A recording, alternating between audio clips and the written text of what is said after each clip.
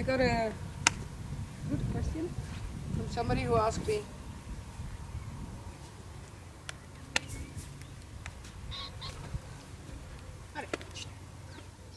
what do you do if you have a horse? I'm gonna do it again. No.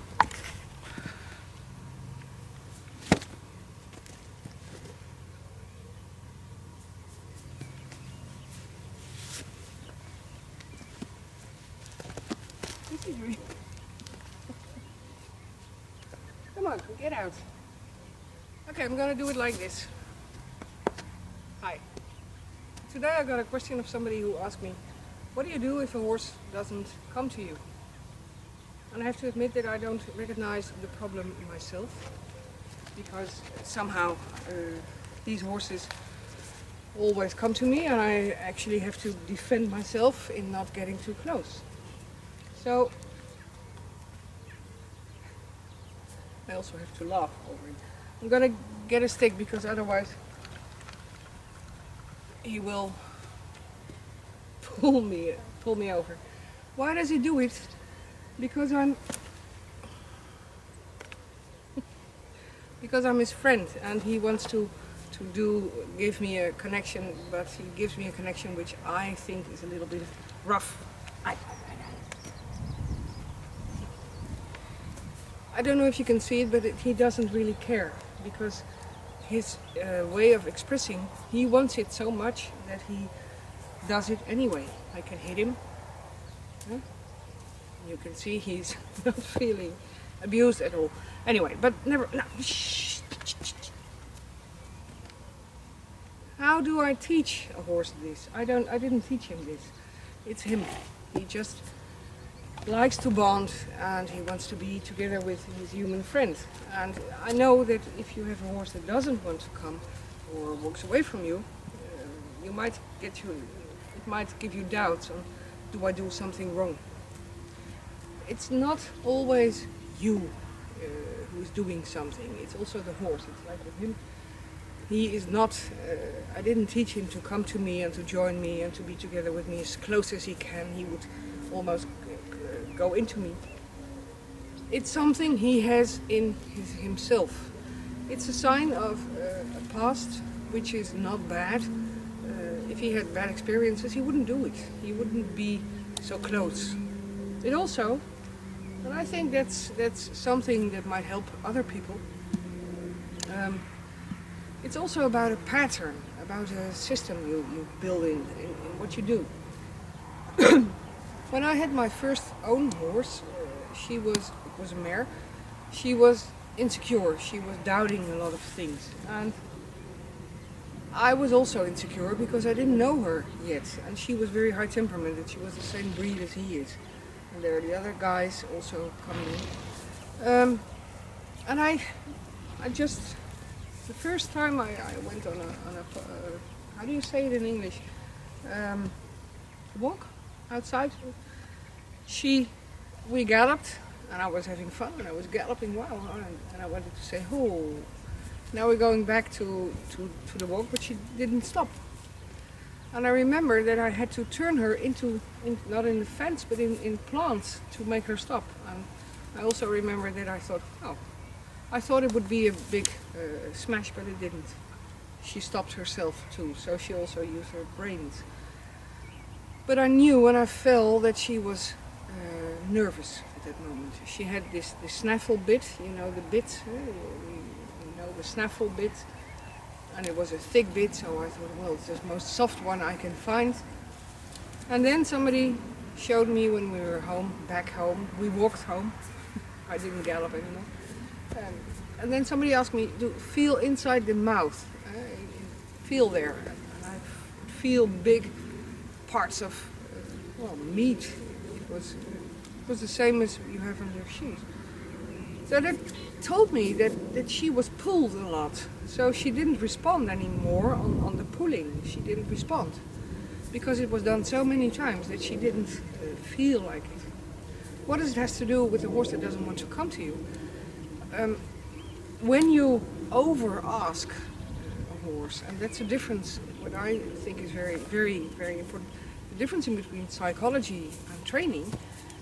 There is a big difference. I mean, many riders can ride a horse and can make a horse run, walk like they want to, but that doesn't mean that it's a happy horse. The only thing is that a happy horse is more easy to train, is more easy to relate because he has common sense and he uses his emotions in a good way. His physical state is good, and so is the emotional state. So the common sense, all the parts of the circle, which perhaps you heard of my insight about the circle, the 4 parts: common sense, instinctual horse behavior, the emotional life, and the body. And those four elements make the whole horse. So anyway, let's go back to if your horse doesn't want to come. It was the same with my mare. I knew that I was insecure, she was insecure, so insecure plus insecure is double insecure. It's very easy. I have also a rule: KISS, keep it simple. And so what did I do? I changed my view on riding. I just walked with her. I walked her outside, and I took a rope, stable halter. Almost a mistake. I took a stable halter, which was soft, which was easy to handle, and I was very into the hempfling stuff. Then it was quite some time ago, and he was already expensive, but not so. Never mind that. And I was changing the rope on the rope halter, and that's on the stable halter, and that's something I still use. And put a rope around her neck, so I could gently lead her towards places, all kinds of places.